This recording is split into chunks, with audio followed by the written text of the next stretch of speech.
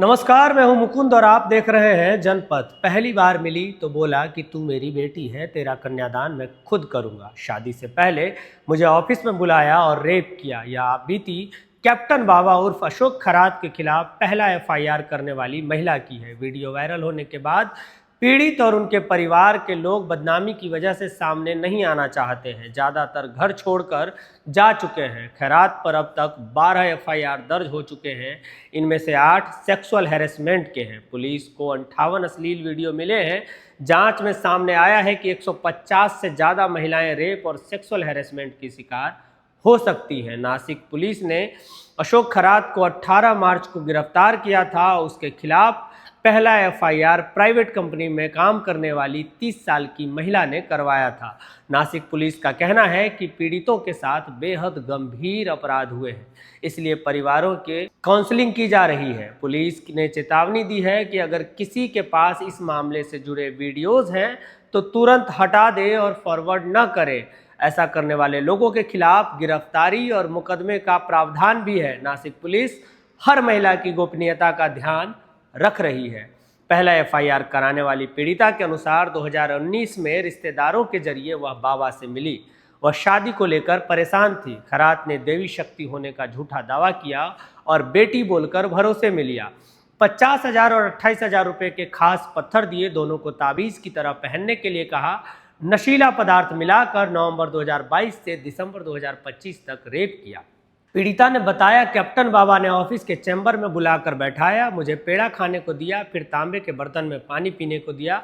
स्वाद कड़वा लगा और उसे पीते ही चक्कर आने लगा। बाबा ने कहा कि गिलास सर पर रखकर खड़ी हो जाओ और आंखें बंद करके गायत्री मंत्र पढ़ो। तभी बाबा ऑफिस की लाइट बंद करके मेरे पीछे खड़ा हो गया और मंत्र बोलते रहने को कहता रहा। मेरा शरीर सुन्न पड़ने लगा।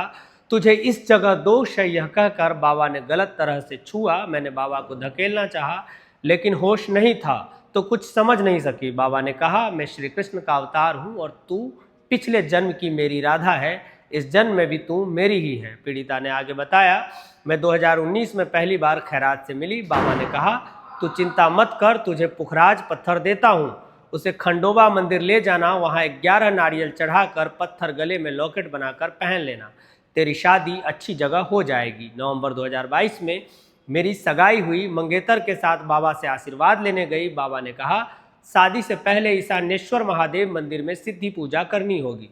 मंदिर में होने वाले पूजा विधान के बारे में बताने के लिए ऑफिस बुलाया। यहीं पर पहली बार रेप किया। इसके बाद 3 साल तक कई बार रेप किया। पीड़िता के मुताबिक शादी के बाद भी पति की मौत और बदनामी का डर दिखाकर खैरात धार्मिक पूजा के लिए ऑफिस बुलाता था। तंग आकर 17 मार्च 2026 को मैंने सरकार वादा पुलिस स्टेशन में एफआईआर दर्ज कराया।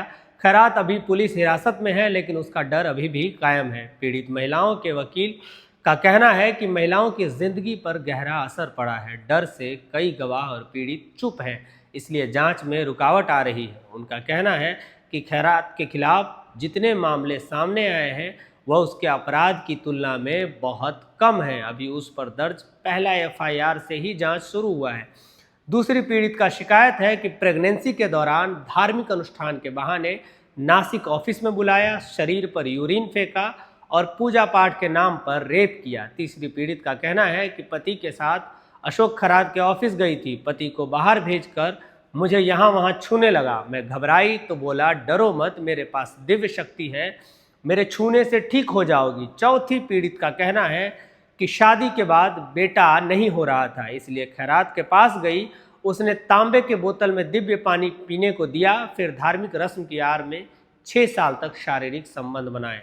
पांचवी पीड़ित का कहना है कि खैरात ने कई बार मेरा रेप किया। मना करने पर धमकी देता था कि मैं शिव का अवतार हूँ, तुम्हें पवित्र कर दूंगा, अगर मना किया तो तुम्हारे बच्चों को नाग डस लेंगे। खरात की शुरुआती जीवन को खंगालने पर पता चलता है कि 1998 में वह रियल एस्टेट एजेंट का काम करता था। जमीन के सौदों के दौरान रसूखदार लोगों के संपर्क में आया। उसे अंक शास्त्र में दिलचस्पी थी तो धीरे धीरे उसने भविष्य बताना शुरू कर दिया। 2014 में खरात ने कनाडा कॉर्नर इलाके में 10 बाय 12 का यह ऑफिस खोला। 6 साल में नासिक का जाना माना भविष्यवक्ता बन गया। कोरोना के दौरान 2021 में उसके पास आने वालों की संख्या बढ़ने लगी। 2026 तक हालत यह हो गई कि अपॉइंटमेंट के लिए 10 से 25 हजार रुपया लेने लगा, तब भी 3 महीने बाद मिलने का नंबर आता था। खैरात के ऑफिस के सामने एक रियल एस्टेट फर्म है, यहाँ मिले सागर डोकर कहते हैं कि खैरात के ऑफिस में हर शनिवार सुबह 8 बजे से ही लोगों की लाइन लगने लगती थी। पूरा ऑफिस 2 हिस्सों में बटा है।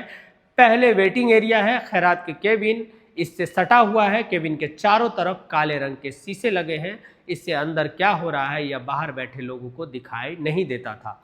आसपास के लोगों ने बताया कि खैरात के दफ्तर में एंट्री पॉइंट पर तिरंगा लगा था, दीवार पर लहरों से डर कर नौका पार नहीं होती जैसी मोटिवेशनल लाइनें भी लिखी थी। 28 मार्च को एसआईटी ने ऑफिस सील कर दिया।